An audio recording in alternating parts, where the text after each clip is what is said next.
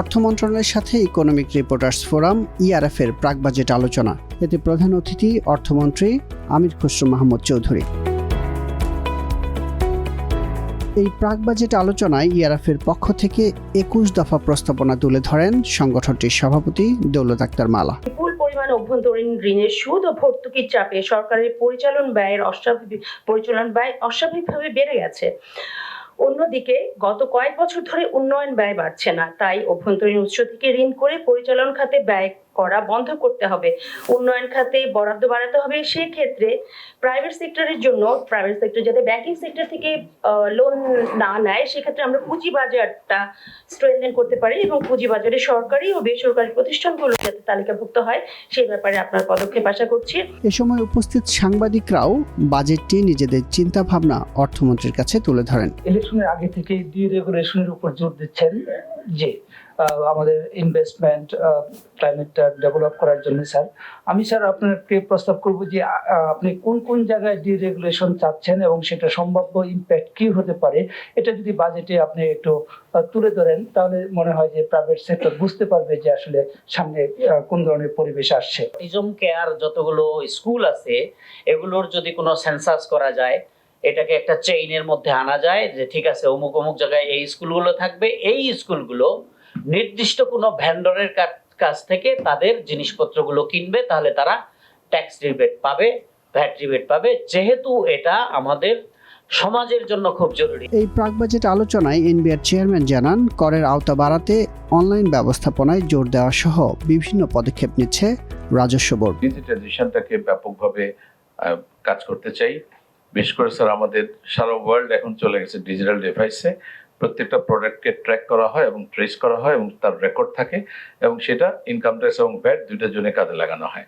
আমরা স্যার এবার প্ল্যান করছি যে আমরা প্রথমে স্যার টোবাকো দিয়ে শুরু করব, যে প্রত্যেকটা টোবাকোকে ফ্যাক্টরি থেকে বের হওয়ার সময় এটা আমরা নিশ্চিত করব যে এটা ট্যাক্সের রেকর্ডে চলে আসছে এবং এইটা যদি কোনো ফেক থাকে যে কেউ চেক করতে পারবে, আমাদের অফিসাররা পারবে, নাগরিকরা পারবে।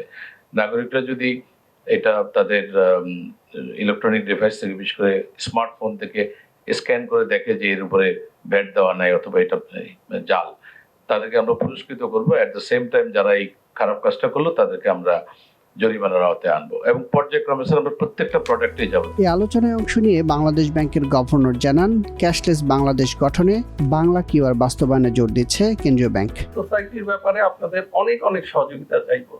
এবার আমরা অত্যন্ত শক্তভাবে আছি যে আমাদের, আপনারা জানেন বাংলা কিউআর, এই বাংলা কিউআরটা আমরা এই 30শে জুনের পরে আর কারোর জন্য বাংলা কিউআর ছাড়া অন্য কোনো কিউআর এক্সটেন্ড করতে চাচ্ছি না।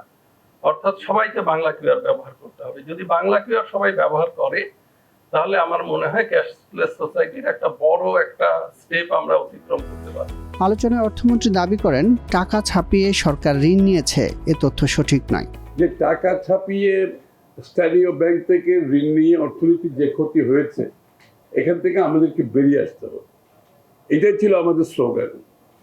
আমাদের এই জায়গা থেকে সরতে পারবো না, যে টাকা ছাপিয়ে ব্যাংক, লোকাল ব্যাংক থেকে বড় করে যেখানে প্রাইভেট সেক্টরকে ক্রাউড আউট করে দিয়ে এই ধরনের ইকোনমি তো সাস্টেনেবল হতে পারে না।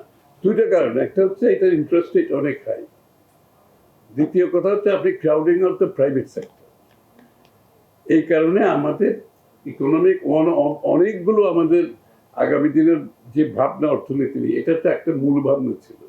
তো সুতরাং এইখান থেকে সরে যাওয়া না, আমাকে এই জায়গাটাও থাকতে হবে, চেষ্টা করতে হবে। আমরা কিন্তু একটা কঠিন সময় অতিক্রম করছি, এর মধ্যেও কিন্তু আমরা এই জায়গায় থাকার চেষ্টা করছি। এ সময় অর্থমন্ত্রী বলেন, পৃষ্ঠপোষকতার রাজনীতির কারণেই ট্যাক্স জিডিপি রেশিও কমেছে।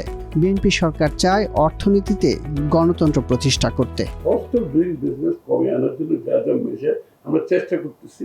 আপনারা দেখবেন ডিরেগুলেশন, আমাকে তো সবাই এখন ডিরেগুলেশনের উপর প্রশ্ন করতে শুরু করেছে। সুতরাং ডিরেগুলেশন আমাদের কিছু করতে হবে, এটা করতে হবে, মানে ইট ইজ এ মাস্ট। এটা দেশের স্বার্থে হবে, বিএনপি কিংবা সরকারের জন্য না। ডিরেগুলেশন না করলে দেশের বিনিয়োগ হবে না, বাইরের কেউ এখানে আসবে না।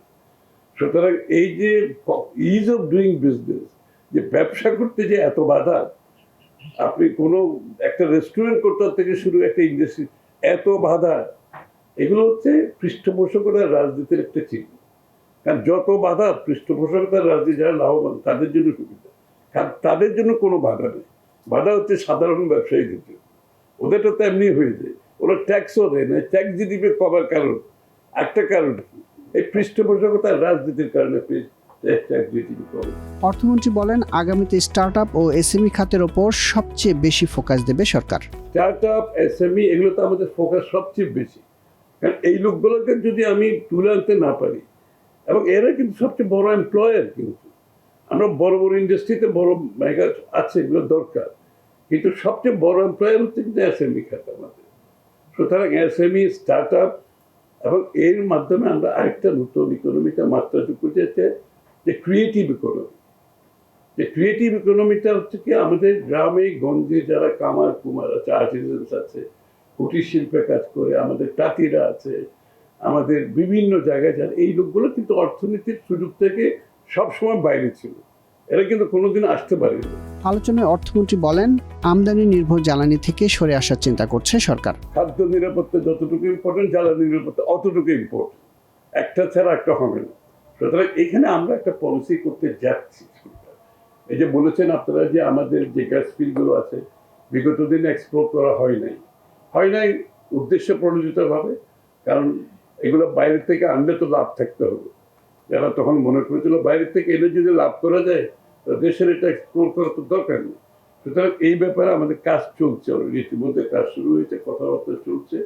এবং এনার্জি মিক্সের ব্যাপারে আমরা কতটুকু রিনিউয়েবল এনার্জিতে যাব, কতটুকু আমরা অন্যান্য যেগুলো আছে, বিভিন্ন জ্বালানি যেগুলো আছে এগুলো যাব, এগুলোর উপর আমরা সিদ্ধান্ত নিচ্ছি।